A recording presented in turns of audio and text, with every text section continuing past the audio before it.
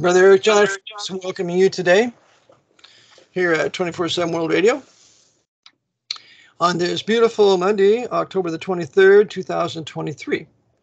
Welcome to the broadcast here at 24/7 World Radio, and we have with us today our most beloved Brother George Widger, as we will start the week with this broadcast with him. So, Brother George, welcome to the broadcast. Well, thank you. As always, it's a pleasure to be on with you, Brother Eric. It's always a pleasure to be on with you, Brother George. So what is it that you have for us today? Okay, before I get into my feature presentation, my scripture verse is Amos 3, verse 3. Amos 3, verse 3, which reads, "Can two walk together except they be agreed?" Okay, there are a number of parallel passages for this in the New Testament, such as 2 Corinthians 6:14. When Paul says, "Be not unequally yoked with non-believers." Well, I'm not talking about marriage or husband or wife or anything like that, although I could be. So basically, if you're a believer, you should be having your fellowship with other believers. You may disagree on some finer points, but you have your professional relationships, people whom you had to deal with because of business or whatever. But in terms of, say, the gospel, in terms of evangelization, you pretty much should be on the same page with others. Now, there are a number of applications for this. There's one meaning of scripture, and there's always a number of applications. One of which is, I was thinking of a horror story in my own family. Now, I have a number of siblings. I have a 67-year-old brother, Daniel, and his wife. Brother George, please just kind of slow down, speak clearly so I can understand it, and also so the listeners can, okay? So we have all the time we need, so just take your time, brother, okay? All right. So I have a horror story with my brother, Daniel, or Dan, who's 67 years old, and he's been married to his wife, Doris, for 43 years. They're members of a local Lutheran church, which is part of the Evangelical Lutheran Church of America, the ELCA. Now, in the United States, there are three major Lutheran bodies. There is the aforementioned ELCA, Evangelical Lutheran Church of America, the Missouri Synod, and the Wisconsin Evangelical Synod. Now, there are other types of Lutheran churches, such as Reform, but those are fairly small. And the three big ones are the ones I just mentioned. Well, anyhow, back in late 2001, so about 22 years ago, the leadership at their congregation said, you know what? This is just after 9/11. Maybe we should have people invite people from different faiths to talk about their beliefs. So I know this may sound like a setup to a barroom joke, but this actually happened. So they invited an imam, a Muslim cleric. I don't know what type it was, probably Sunni, because that's the dominant form of Islam. They invited a rabbi. I don't know what type, conservative, probably Reformed. And they invited a Catholic deacon to come speak to their Sunday morning. Did you say Catholic deacon? Correct. So there are deacons in the Catholic Church subject to the priests. Is that what you're telling me? Correct. Okay. So did you want me to clarify that? If you would, because I've never heard of it. Okay, so do you know what a deacon is? A servant in the Catholic Church. He helps out in the Mass, and he'll attend to usually secular matters like cleaning the bathrooms, stuff like that. You see. But he's not a priest. Correct. No, well, I need to qualify that. Generally, okay, there's two types of deacons. There's permanent deacons. They're generally speaking married men. And then there's temporary deacons, men who are, say, for the most part, unmarried. That is their status before they become ordained as a priest. But I was talking about the fellow who came there was almost certainly a permanent deacon. So he was a married Roman Catholic with the status of a deacon. Correct. Okay. So they had a Catholic deacon, a rabbi, probably Reformed, and they had an imam, probably a Sunni, came in there to talk to them about their various faiths. The Catholic deacon was supposed to talk about, quote, Christianity, close quote, what Christians believe and things like that. So the imam talked about what Muslims believed, and the rabbi talked about what Jews believed. So, so this happened over 20 years ago. And Doris, Dan's wife, was fairly nonchalant about this. And she said, "Oh, it's so wonderful that our church is so open-minded. We can listen to people who have different views than we do." Oh, yeah. Why don't you get in some homosexuals? They can give us their views. Why don't you get in some pedophiles? They'll give us some views too. Well, just add a regular Roman Catholic priest. That'll be the pedophile. But go ahead, George. I was trying to keep this somewhat family friendly. Well, it is. It is family friendly, but go ahead.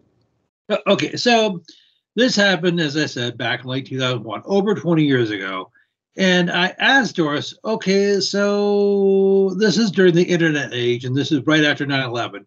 So the big hubbub about, there's all sorts of anti-Arab, anti-Middle Eastern, anti-Muslim fury, and those are not all synonymous, because not all Arabs are Muslims, not all Muslims are Arabs, not all Middle Easterns. Well, not all Middle Easterners are Muslims. So there's a great deal of overlap. So the pastor of this church said, maybe we should get these people from these different traditions coming in just to give us their perspectives. We're not condoning them. We're not endorsing them. We just want to hear what they have to say. Okay, so what is your response to that? What's my response to that? It was total sin.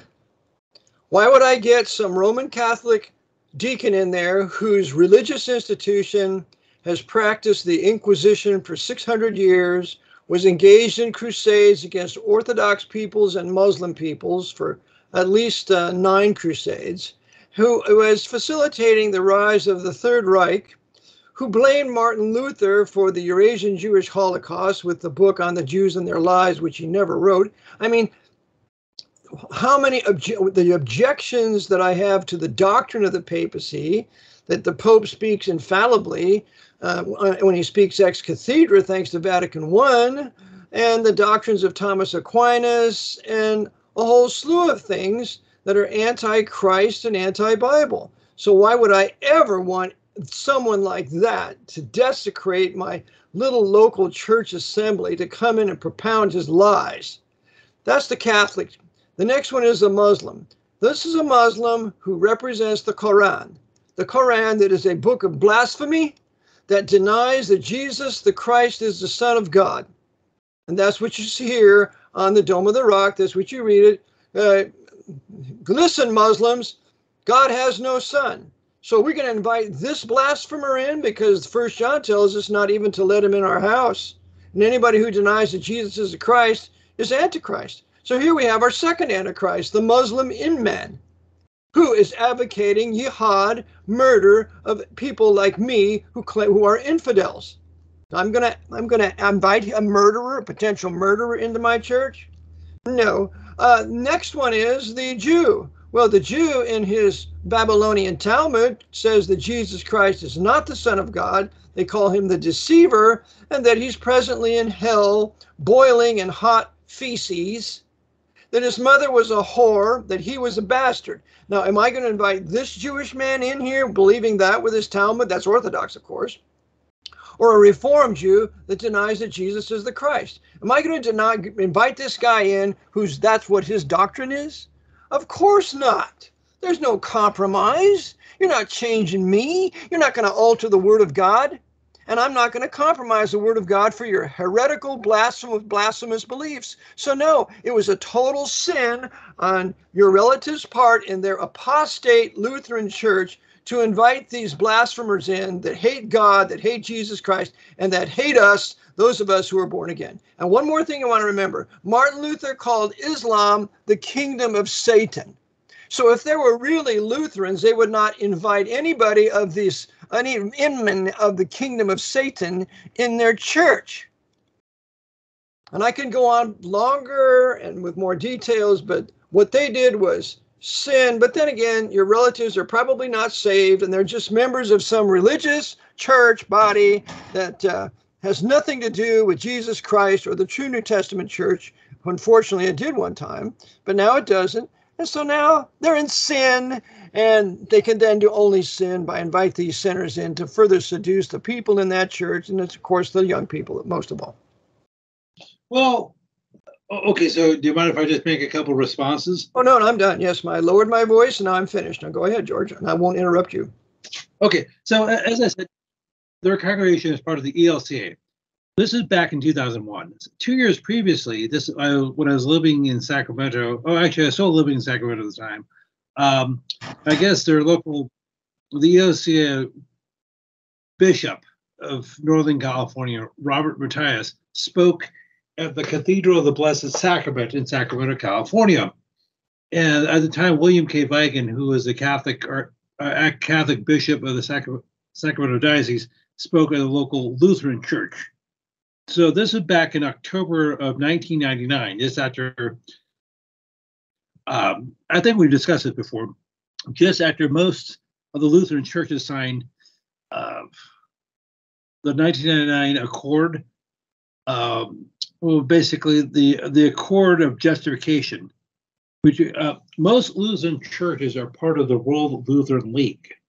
So in October of 1999, they signed this agreement. I guess the leaders of the various Lutheran churches in America and Europe and wherever signed this Concord saying we both are justified by faith. And the whole Reformation. But not faith alone. Justified by faith, but not faith alone. The Catholic priests would never sign anything like that because they are totally with allegiance to the Council of Trent. It says anybody who believes in justification by faith alone, let him be accursed. So what they've done is, well, we'll just agree justification by faith, but we're not going to complete the sentence. That's how deceptive these Roman Catholic spiritual bastards are. Go ahead. And, well, you could say these apostate Lutheran bastards. Absolutely, they're apostate. They have no business associating whatsoever, but then the Lutheran Church is full of Freemasons. Why would we think any differently? They're using the Masonic Lodge to penetrate all the Protestant denominations and the Baptist denominations to bring them all back to Mother Rome, the mother harlot. Because Rome isn't moving. Rome isn't going to denounce what they believe and join the Lutherans. You think that? Oh, no, it's the Lutherans who got to go back. They have to join the Holy Mother. Okay, so over the years, I've been to Lutheran services for funerals, things like that. And even your so-called conservative Lutheran churches, they don't use the 1611 authorized version, the King James. They'll use any translation but. Right. Now, the ELCA, the Evangelical Lutheran Church of America, has no problems ordaining women. And now they have no problems ordaining homosexuals, allowing homosexuals to become members, doing commitment ceremonies or whatever they're calling them. So they're just, why bother even going to church? Why not just stay home and watch sports? I agree. At least watching, well, I don't know. I would say watching sports is honest, but they got all the sports games at the top. They got them rigged too. So George, the Protestant churches are apostate. All of them. Anybody who's in the National Council of Rockefeller and World Council of Churches of the Pope is apostate. They're compromised. And so God is not in anything they do. And all of these other churches, quote unquote, that are apostate and in these groups, they never use the Reformation Bible. So part of the order's design is to move all the Protestant churches away from the Reformation Bible, to combine them in the National Council and World Council of Churches, headed up in Switzerland, and therefore have total control of the leadership of all your Protestant churches and many of the Baptist churches through Freemasonry. Okay. So that was my little scripture verse and little dialogue. I'd like to get into the substance of my presentation. Last Thursday, I guess the 19th, President Biden, Joe Biden, gave a speech about the situation in Israel. I guess the day before, I guess Wednesday, the 18th, he was in Israel and had a get together with Benjamin Netanyahu, the prime minister of Israel. And Netanyahu has had at least one people audience. He's almost certainly B'nai B'rith or something like that. And his younger brother, he has several brothers, or did. One of his brothers did his residency in Georgetown Medical School. His Ido is a medical doctor. So one of his brothers was trained by Jesuits at Georgetown. Correct. Goody. He's towing the line. Okay, so President Biden gave a speech on Thursday the 19th, and he talk about the situation in Israel. And he said, "We believe in the peace of Israel. Therefore, we're firmly committed to a two-state solution." That is such a conundrum. It's so ridiculous. There can be no peace as long as there's two states. The two-state solution guarantees war. And so that's why Ariel Sharon gave Gaza away in 2005, believing in a two-state solution, which can never succeed. So it's all a part of the Pope's agitation in Israel to keep the Muslims there in Gaza or wherever they are, and to have a two-state solution. So it's a constant, ceaseless agitation that's been going on since 1948, which is now, 52, 72, 75 years, and they still haven't resolved the problem. It's designed to keep the agitation going till the final Pope of Rome comes along and ends it with a peace, with a covenant of Daniel 9:27. Go ahead, brother. Well, I don't mean to be contrarian, brother, but the two-state solution has always worked. I mean, look at North and South Korea. Oh, actually, maybe look at North and South. Look at North and South.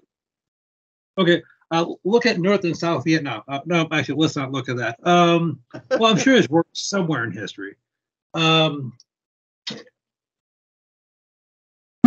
If I didn't know any better, I said the Jesuits were responsible for both North and South Vietnam and North and South Korea. That's correct.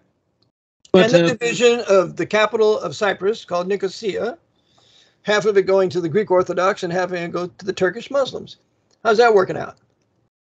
To divide it, I don't think it's a divided city any longer, but it was for years. Yep. How's the two-state solution working out with Cyprus? Part of it's Orthodox, part of it's Muslim Turkish. How's that working out? The north is a trash hole. The south is highly developed and a very beautiful place. I was there 20 years ago.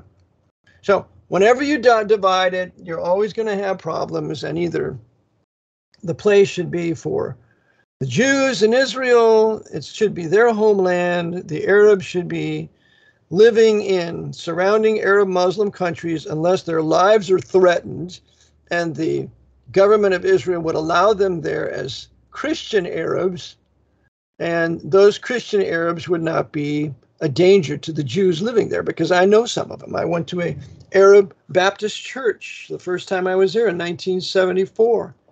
A Baptist minister, his name was Atif, and he'd been trained in America, and he had a lovely little Baptist church there in Jerusalem, and I had a wonderful time of worship with those dear Arabs.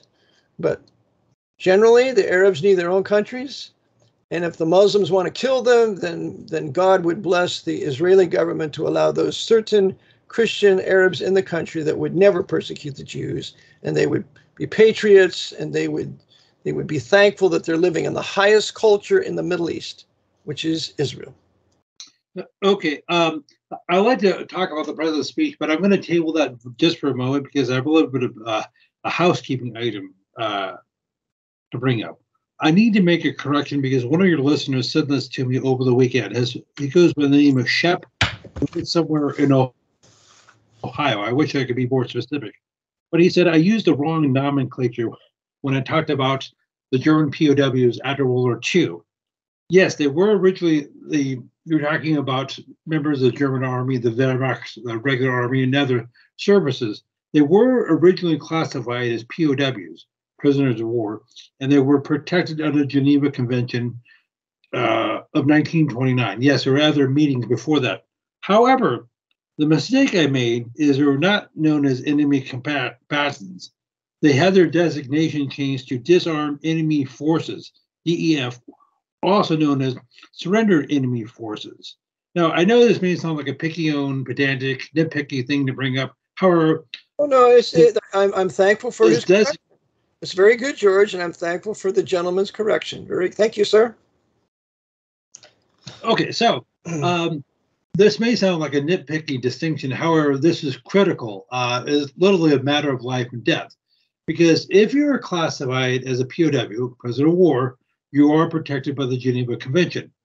You have all sorts of. However, an enemy combatant is somebody who is captured, such as in Afghanistan, because Afghanistan had never signed the Geneva Convention. So the people who were captured there, Taliban or whatever they were, they weren't treated as POWs. They were treated as enemy combatants. Therefore, you could torture them, kill them with impunity.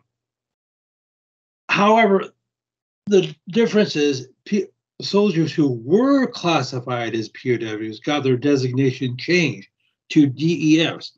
In Germany, you mean, after World War II? Yes. Okay. Okay, that was because the government in Berlin had collapsed. So they did not have a recognized government. So that was basically the death warrant for millions of Germans. 2 million. 2 million Germans were killed after World War II from 1945 to 1947 until the High Commissioner of Germany was appointed, who was none other than wicked John J. McCloy. Okay. So it was a carte blanche to rape, murder, thieve, and destroy the historic white Protestant, white Lutheran German people after World War II. Well, according to Shep, I don't know what the source is for this. The number actually may have been closer to 12 million. So just add another 10 million to that too. Is that right? So, well, if you could send me documentation, I would really appreciate that, because I have 2 books. Okay, so 2 million. Okay, so all right. So we'll accept the number was at least 2 million, but at least, yes. Okay, so you're talking a huge number of people. Now, most of whom, this is something people need to realize. Adolf Hitler was allegedly elected Chancellor of Germany in 1932. 33. So that means you had millions. Well, he became Chancellor in 33. I'm sorry? It's 33, right? Became Chancellor in 33 in January. Well, right? he was elected late 32. I don't recall the date, but he became Chancellor in early 33. So you're talking 1932, 1933. So about 90 years ago. Okay. So, but you had millions of Germans, 1, who are not born yet, 2, who are not old enough to vote. Then you did have other Germans who did vote, who voted against Hitler, who didn't want him to come to power. You also had a huge number of Germans who did vote for him in good faith. They said, hey, I like what he says. He wants to make Germany great again. Yeah. But you had millions of Germans who said, you know what, I think we may have made a mistake in voting for him. Yeah, the SS killed 20,000 Germans who openly opposed Hitler. That's right. Okay, so you're talking 1945, 1947. So roughly 14, 15 years after the fact. So the Germans are being punished for the sins, perhaps, of their parents. Or even now they're being punished for the sins of their grandparents and great-grandparents, 80, 90 years later. So this is a perpetual, punished by the Pope. They're being punished by the Pope and the Jesuits, beating the German people down so that they will never rise again to be anti-papacy, anti-Jesuit. That's why. Because remember, the greatest nation in Europe was Germany, Prussia, and they had expelled the Jesuits in 1872, and it lasted till 1917 until Wilhelm II readmitted the Jesuits into Germany. Go ahead. Okay, and so Wilhelm II was almost certainly a Freemason, among other, whether he was a High Knight of Malta. Yes. So that is, generally speaking, how things work. This is how things have worked in Europe for a long time, probably since the 19th century, and probably longer before that. Almost all the people who run the respective families, the royal families, they're all in bed well, at least figuratively and perhaps even literally, with Rome. Even That's though correct. That's most correct. They're all knights, and they're all part of the brotherhood, and they compose 1% of the population of the world and have more wealth and money than the 99%. This is true return to the Dark Ages with the super rich nobles, priests, papacy, and secret societies at the top versus all of mankind at the bottom with no middle class, because they've destroyed the middle class now. Go ahead. Okay, so I decided to table the president's speech, and while I'm taking it off the table, so to speak, I realize we're not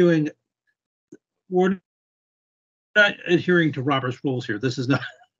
I'm sorry, George. This was probably my fault. So just go ahead and keep to your topic. I do apologize. Well, no, it's just like we don't adhere to Robert's rules. It's just like, we don't have to yield the floor or make a motion or anything like that. But as I said, okay, one of the things that Joe Biden brought up in the speech is he said that last week, or the week before last, there was a 6-year-old Palestinian American boy. Okay, is there really such a thing as a Palestinian American? There's no such thing as a Palestinian. We need to get over that term. There's no such thing as a Palestinian. They're all Arabs, but they are either Christians, Catholics, or they're saved, because there are some that are saved, and there are Arabs who are Muslims. But there's no such thing as a Palestinian, and we need to stop using that term. We need to stop talking about a Palestinian state. That's all an agitation from Rome through Yasser Arafat and these other sinners of the past. If they want their Palestinian state, they can move to Egypt or Lebanon or Jordan. They have no business claiming anything in that land because the Abrahamic covenant says who that land belongs to. So they need to be thankful that they live there, that they can have the highest standard of living in the Middle East, but stop the agitation for a Palestinian state because they're going to ceaselessly attack the Jews who live there. No two-state solution. There is no such thing as Palestinians any more than there's such thing as the Klingons. Go ahead. Well, okay. So this is a story from CNN.com. So after all, they're the mandarins of truth, obviously. So mandarins of truth. According to this article, if you'll forgive the language. Okay, so if you'll forgive the language, and I'm just reading this directly, a 6-year-old Palestinian American was stabbed 26 times for being Muslim, police say. His mom couldn't go to the funeral because she was stabbed too. The date of this was October the 16th. Who stabbed him? I want to know who did it. Were they black? Were they white? Were they Christians? Were they Catholics? What were they? Were they Jews? I want to know who did it, but that's not reportable in this controlled press country. Go ahead. Okay, so it was a 71, according to the story, now whether this actually even happened, who knows. He was stabbed by a 71-year-old business owner in Will County, which is, I guess, a suburb of Chicago. And but something I wanted to mention is, okay, and I know we've talked about this. Probably before, white. It's been a while. 71-year-old business owner in Chicago. He's probably white, and he's probably a Roman Catholic. So, but they're not going to report those facts. We can't report facts. But I'd like to know who it was, what his religion was, if he's straight, if he's a homosexual. I want to know all those facts because it tells me about the individual. But we can't report that. We got to. Everybody's the same.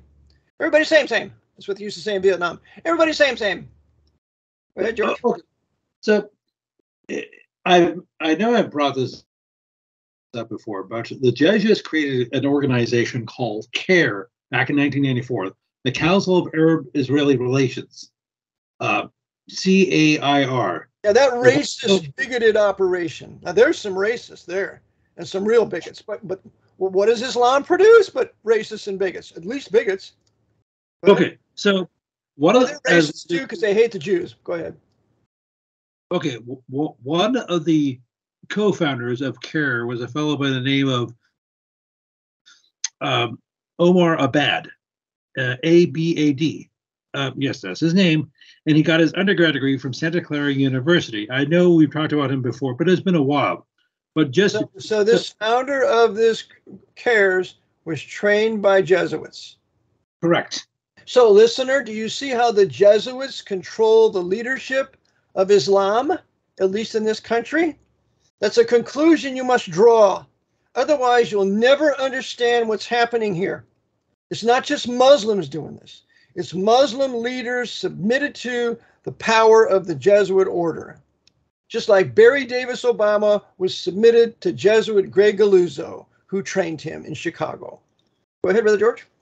Okay, so their job, CARE's job, is to help with the assistance of, say, the Catholic Bishops' Conference and other organizations, is to bring as many Middle Eastern, Arab/Muslim people in this country as possible, from Lebanon, from Israel, Egypt, Syria, Eritrea, wherever.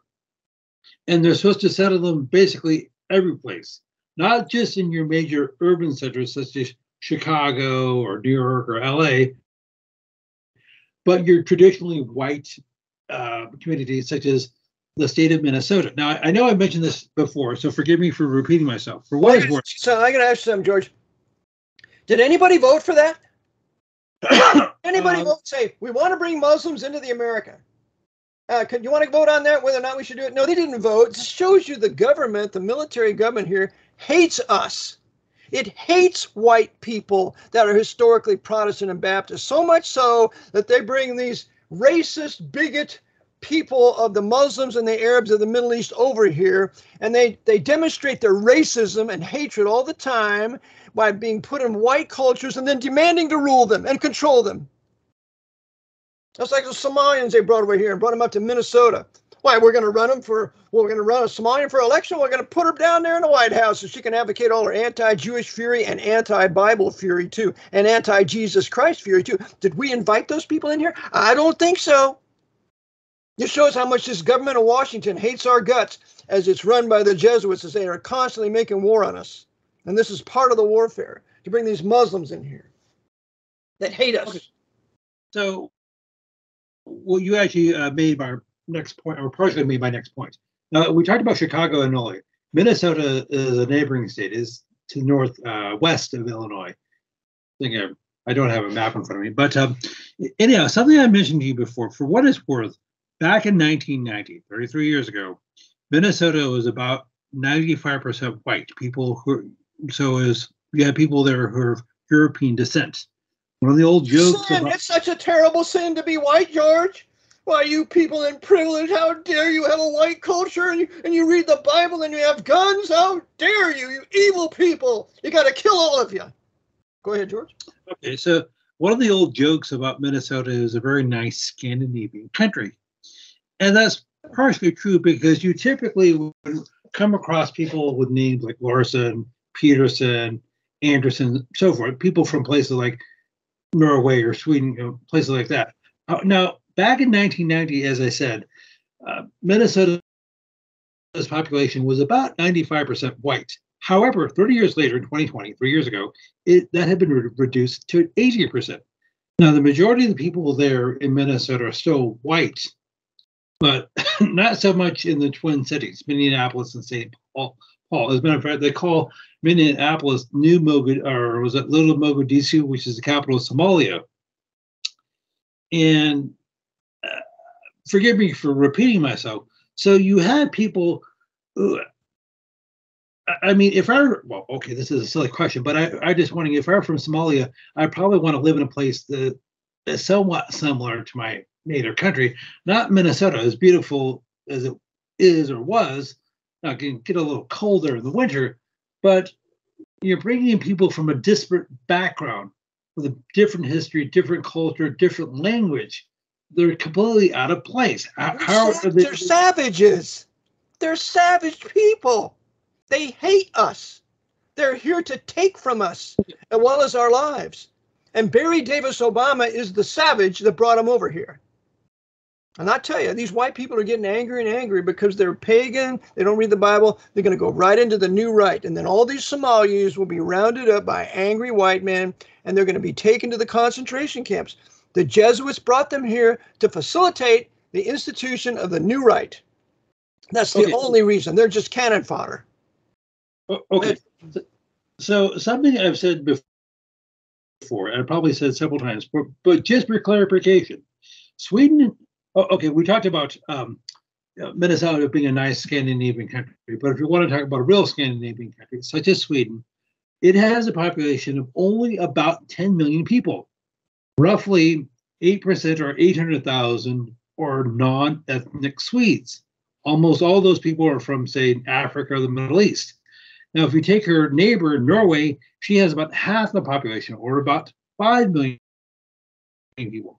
But the same number of non-ethnic Norwegians, 800,000, or 16%. 1 out of 6 people living in Norway is not Norwegian. And do you see something wrong with this picture? Oh, no, I don't, George. I think white people are evil. I think they're terrible. I think they all need to be killed or bred out of existence by all these savage blacks and savage Muslims. That's what I really think. And so therefore, in the name of diversity, let's just destroy every white nation that's ever existed. And we can all go to savage Africa or savage Arab Muslim countries in the Middle East or the savage Asian nations in the Far East, and we'll live happily ever after. How about that? Well, okay, let me get back to you on that one. Okay, I was being a little bit tongue-in-cheek here. However, you're talking, okay, I know we're talking about Minnesota and Pleasanton, Illinois, in Northern Europe. The same thing in Tennessee.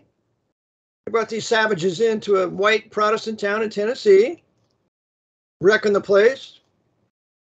Go ahead. Okay, so I wish I can give you a more concrete thing. This is something I've heard, that recently, or last, say, 5 or 6 years, there was an attempt to build a mosque in Tennessee, and it accidentally burnt down. Good. We don't need mosques. We don't need Muslims. They hate us. They hate our Constitution. They hate freedom of speech. Just look at the Muslim in an average Muslim country. If you believe the Bible and you're going to leave Islam, they'll kill you. They'll call it an honor killing. And we're going to let this in our country that was established by white Protestant men who were Protestant, believing in freedom of conscience. Islam doesn't believe in freedom of conscience. Why would we allow them here? They hate us. Do they have freedom of religion to hate us? Do they have freedom of religion to persecute and kill us? That's what the unholy Quran calls for.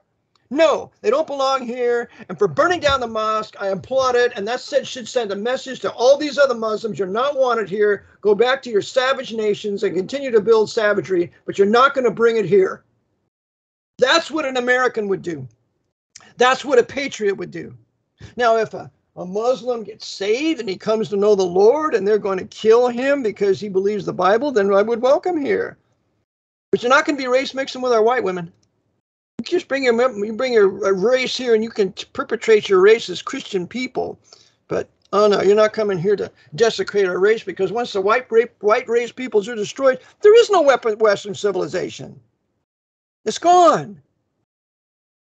And I may be doing a broadcast soon on the glories of the white Protestant Western civilized nations and show all the wonderful inventions we have and the advancements. And then just imagine that we don't have any of these things if you don't have any white race people that read and believe the Bible.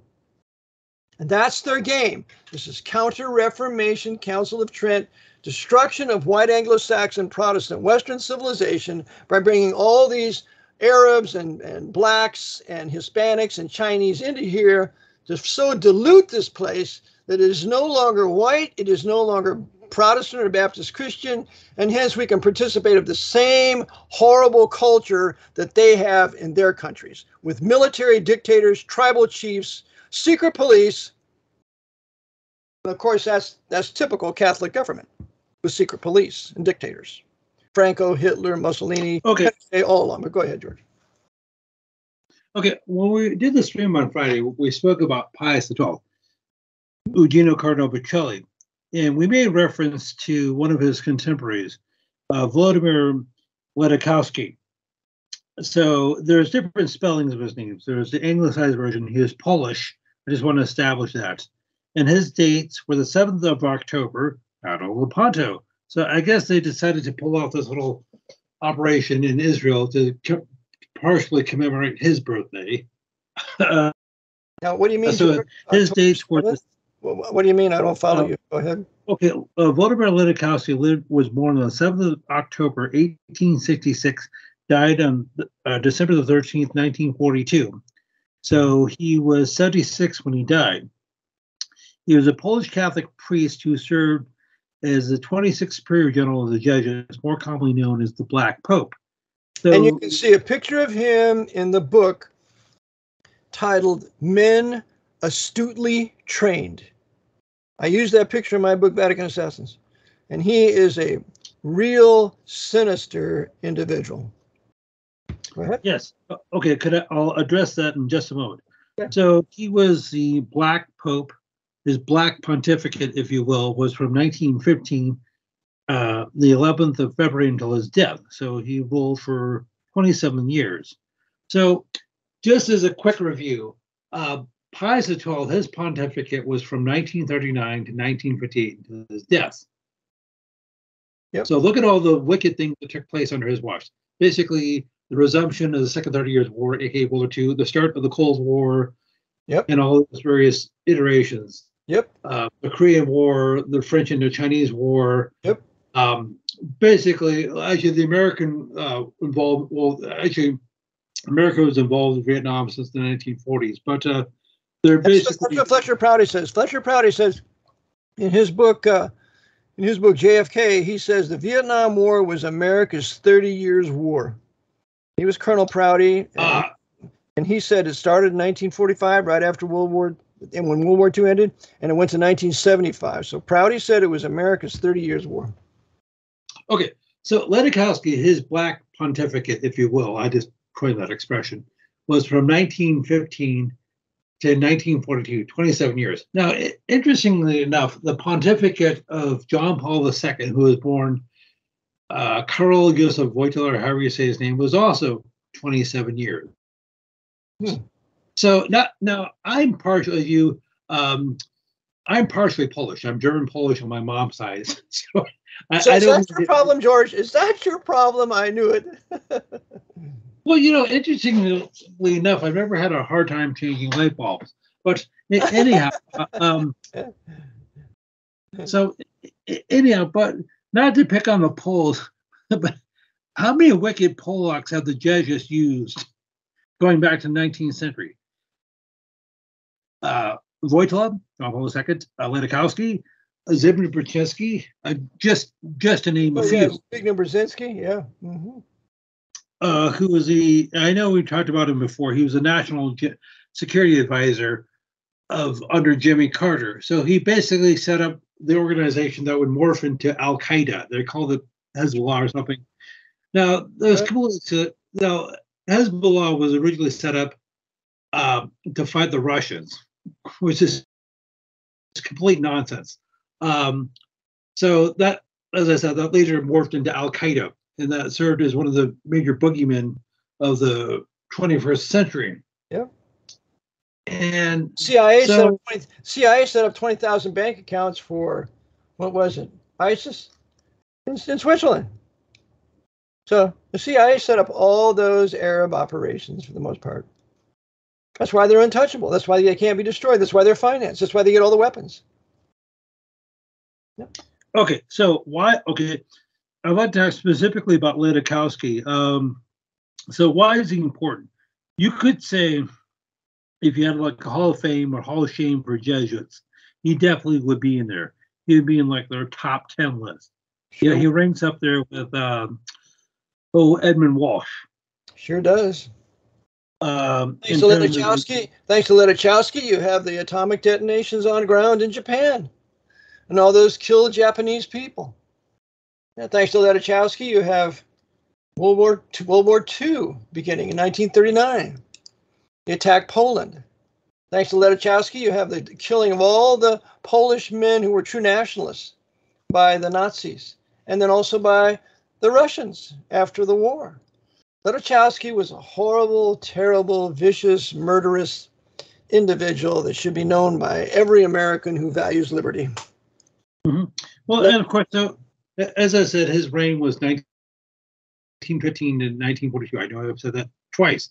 So what happened under his watch? And I realize there's some slight overlap between him and say Pius XII. Well, you basically the second 30 years of war had begun, more commonly known as World War I, but basically it was concluded under his tenure. And you had what this made reference to Edmund Walsh. Well, you had the Treaty of Versailles, which basically guaranteed in about 20 years the resumption of hostilities in Europe.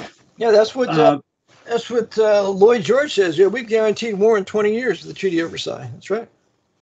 Okay, so remember this: the Ledochowski is involved in the setting up of the Bolshevik communist government in Russia in 1917, and he's overseeing the civil war for the annihilation of the white Orthodox army, using Western funds to feed the Bolsheviks, because the Jesuits control London, they control Washington, so they made sure that the funds and the weapons didn't get for the Orthodox whites to resist the red Bolsheviks.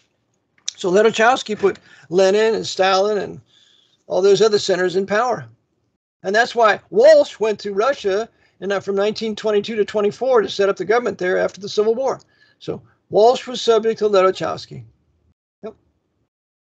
Okay, and you also had the creation of the Cheka, which was the Russian secret police, which morphed into the NKVD, heavy emphasis on VD, and ultimately became the KGB. And of course, his old friend, Ledochowski's old friend, Felix Dzerzhinsky, was charged with setting the Cheka. Felix Dzerzhinsky, and Dzerzhinsky was a Pole. He was not a Russian. Okay, so Poles to oversee the Cheka.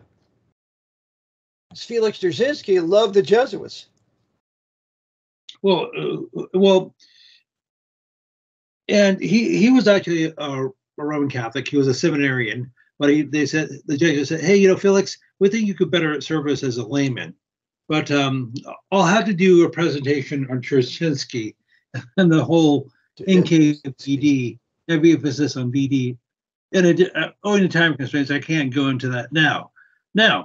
So you had all these things set into motion. You had the Bolshevik Revolution, you had the subsequent Russian Civil War and famine. He was also responsible for what happened in Ukraine, the Volodymyr fiasco. And he had the magic touch, whatever he touched died. Right. So Ledochowski was overseeing the Bolsheviks in Moscow in their starving of the Ukrainians, the killing of the Ukrainian farmers that were with there was a breadbasket of Eastern Europe, and so they killed approximately 7 to 10 million Ukrainians, and they murdered the farmers, the kulaks there. So you kill the farmers so nobody can produce food.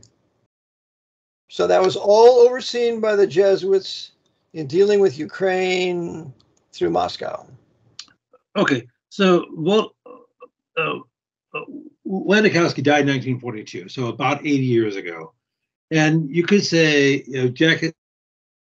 the Jesuits always planned decades ahead of time. So I'm sure before his death, they were mapping out they're probably mapping out the remainder of the 20th century, what their plans were. They may not, they say, we don't necessarily have the infrastructure or the technology yet, or we do, but it's just not available. So he probably knew that eventually they were going to pull the plug on the whole Cold War, that Europe was going to be divided. George, they'll pull the plug on the Cold War after Washington's military government, run by the Jesuits, will arm the Bolshevik Russians, will arm the savage Chinese communists, and after they're fully armed and they have a nice thriving military, then we'll end the Cold War. So that we'll use the people of the United States to further give high technology to Russia and to China, because after all, they're not our enemies anymore. And it's American people for suckers every day. Okay, so this is something I don't know, but this is probably speculation. So he probably, Ledochowski was probably privy to what happened, was it 1908, 1909, Tunguska, or however you say it? Tunguska. And, yeah, that's right. Okay, so he probably knew that they said we're going to have the so-called Cold War, the East and West divide, Warsaw Pact versus NATO, and we're going to create this new boogeyman, an airborne nuclear war that's very scary to kill us all. Therefore, that is how we justify all these insane black budgets and defense contracts and bases and subcontractors and all that sort of stuff. So I'm sure he's completely privy to all that. Oh, he was totally privy that there's no such thing as airborne nuclear war. That's all a lie. That's what they created. Henry Luce was the big promoter of airborne nuclear war with his Time magazine, and he knew very well there was no such thing. But the general public doesn't know that.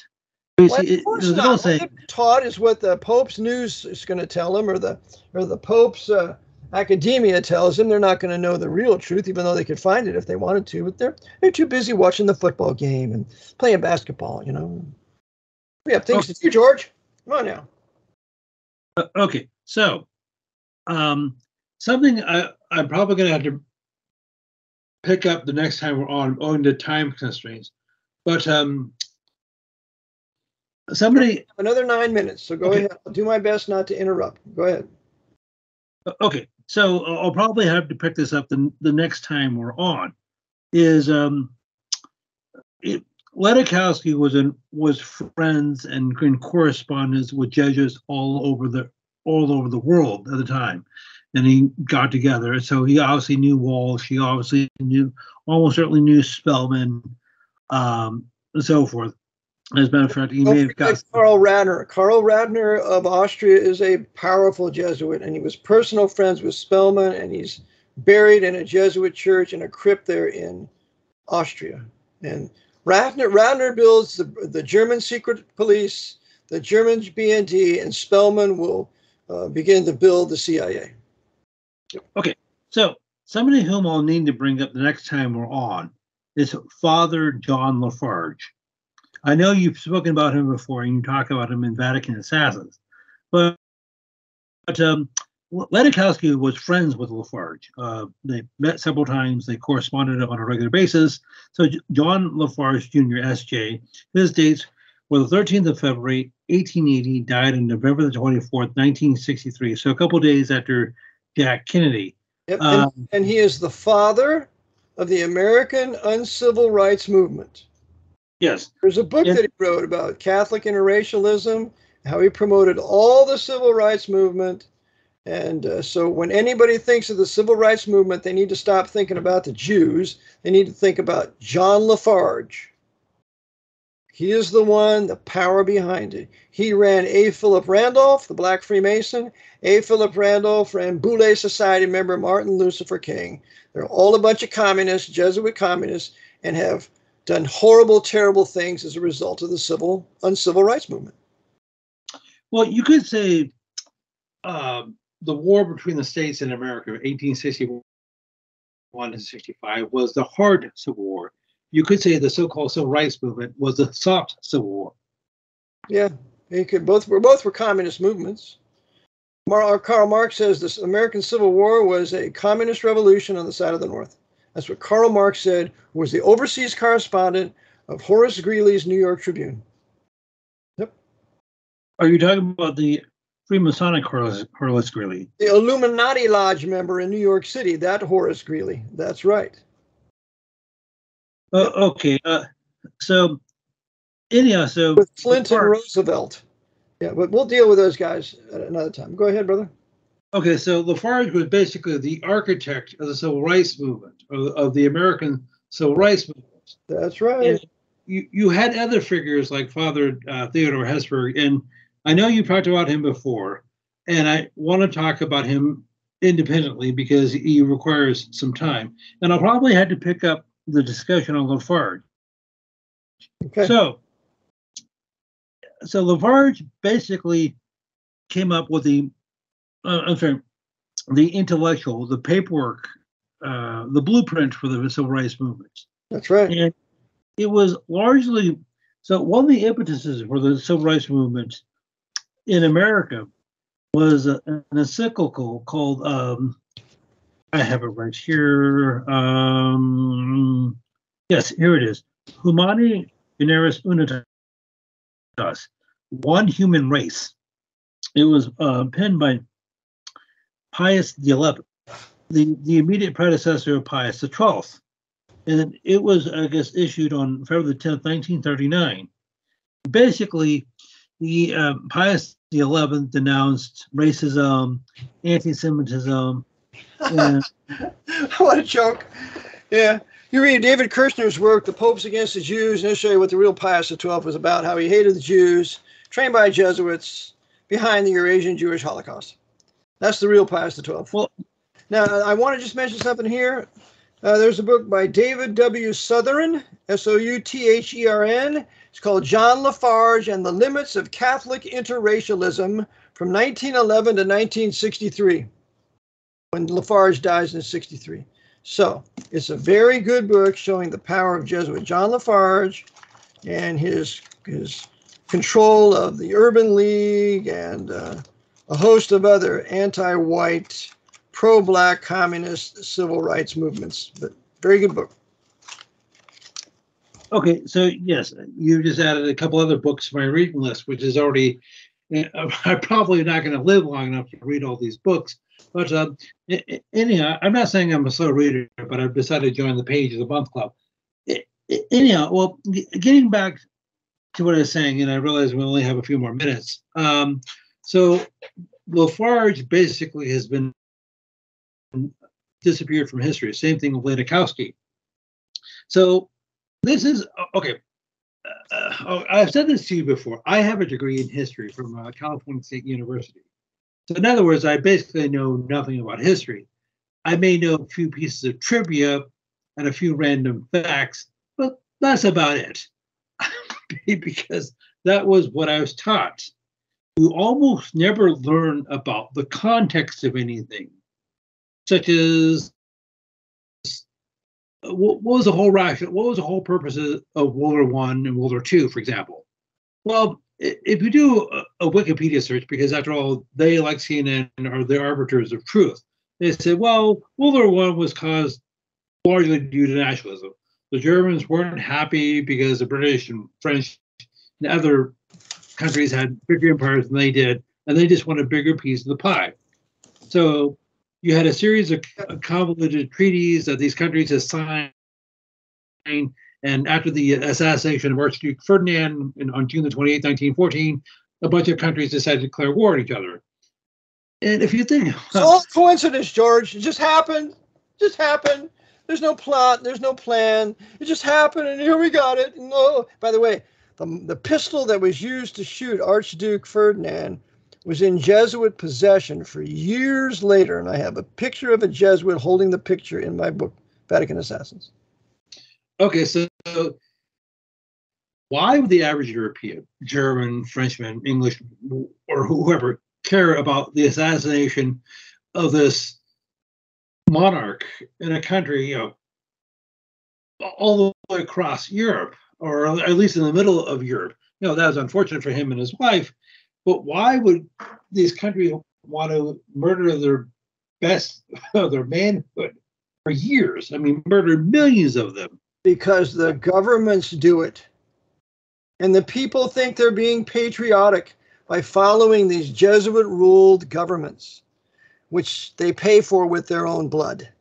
Instead of saying, no, we're not going to go into World War I, and we're going to let Austria and Serbia fight it out here, but we're not, Russia's not going to join, and Germany's not going to join, so we're not going to. But they got that all set up, so when they would create that little incident there, why then all of a sudden we'll have a great big war. Where beautiful Orthodox Russian men who are against the papacy can be killed, and beautiful white Lutheran men that are against the papacy are going to be killed. And so we can begin to annihilate our enemies, have them annihilate each other. There we go, then pursuant to the Council of Trent. It's also disgustingly simple once you see the Jesuit hand and their modus operandi that, why, you don't need to go to college anymore to get a degree for history. You know more than your teachers. like you do, George. Well, I'm not sure about. Okay, but something. Do you mind if I make one last point before I give my contact information? Okay, go ahead. Okay, so something I did. Okay, one of the podcasts I listen to is Crow 777. Yes, I don't agree with him on many things, and that's besides the point. But he does say some valuable things. Eric 777, Eric Bauman has done some very good work against the Jesuits, and I respect him for it. Well, actually, that's not Eric 777. That's Crow 777. Oh. He gets a little bit new agey, but he had a guest on, I guess, last year. He was from Britain, I think. I forgot his name. But he said, if you look at World War I specifically, you had millions of people who were killed in combat, bullets and bombs and so forth. But you have way more people who died from secondary causes, starvation, malnutrition, and a major source of death in what we call World War I was, well, bad water, drinking contaminated water. Because if you're in the trenches, if you're doing your business there, if you're using it for drinking, cleaning, going to the bathroom, you're going to contaminate it. That's going to make you sick. So far more troops died from non-combat illnesses. That was the same in the American War between the states. Yeah, the same thing. And of course, it's easier to blame it. Now, we've talked about the so-called Spanish flu, but it's easier to blame it on a fictitious virus than on malnutrition or poisoning. Those were the two main culprits as to why people died. In World War I and the so-called Spanish flu. Yep. Now, you had a situation here in the United States where something I know we talked about before. The Rockefeller Foundation was established in 1913, so just before the Great War started. So when the United States joined the war in 1917, John Rockefeller, whoever the predominant Rockefeller was at the time, he said, you know what, we'll inoculate all these U.S. soldiers, these doughboys going over to Europe, and for free. We won't charge you, the U.S. government, a dime. So we'll make sure that all of them are injected. They got anywhere between 14 and 25 shots each. Because God knows what sort of bizarre disease or some sort of deadly disease they might contract in the trenches over in Europe. So the ones who are inoculated are the ones who died from the Spanish flu. Those who are not inoculated didn't die. Now, I realize that's a pure coincidence. Now, there are other things, there are other factors involved. They're exposed to radio waves from ships and things like that and so forth. So the whole Spanish flu was uncannily similar to what just happened a couple years ago. Yeah. But that's another. And run by the same evil Society of Jesus. Jesuits. Yeah. I mean, who could deny the Jesuits were completely behind this bogus virus and outbreak, and hence the Jesuit jab? Who can deny that they were the prime movers behind that? And yet, the only guy that really talks about this is Dr. Brian Artis, and I respect him tremendously, who is a chiropractor and has a tremendous medical knowledge. But he's the only real significant man that I see out there denouncing the Jesuit order behind all of this, when all of them should be denouncing it. Well, you have John, what's his name? Real News or No More Freaking Rappaport? Oh, John Rappaport. Yeah. He's very good. He's I think he's touched on the Jesuits a few times, but he's a very good writer, and I get his emails regularly. All right. Hey, George, we got to keep going. We're a little over an hour, so why don't you give your contact information, and we'll go from there. Okay, so if people have any questions, comments, concerns, or critiques, please email me, or I guess you could respond to the video when it comes up. My email address is georgewidger1969@gmail.com. That's GEORWIDGER 1969@gmail.com. If people didn't get that, they can get it from you. So if there's a topic you'd like me to cover or go over again, and yes, I have several topics that I said I was going to cover, but I haven't got to. Sorry, John, in Kansas. So perhaps we can be on this Friday. I have to leave for Spokane on Thursday. I'm going to be teaching a class in Spokane for several days. I'll be away from the 26th to November the 6th, and then I'll be back, so we can do it then, George. Okay. And for you listeners, if anybody want to meet in Spokane, I'll be there. I'll have some free time, so just contact me. You can send your gifts to Eric John Phelps, EricJohnPhelps, and you can Zelle it at 484-238-5200. Thank you for your gifts, Brother Tom and others. That was very nice. Appreciate it dearly. But that's also my cell phone. So when I'm in Spokane, you can give me a call and we can get together if you want. So is that it, George? It is. So I guess I'll talk to you soon, brother. Okay. Stay on.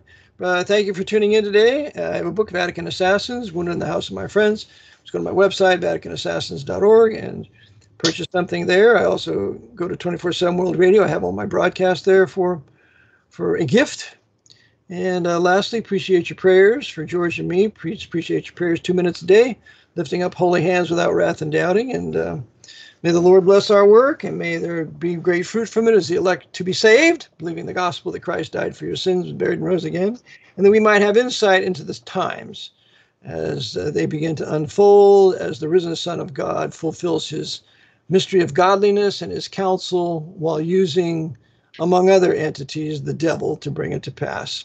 So until the next time we meet, Maranatha, the Lord be with you.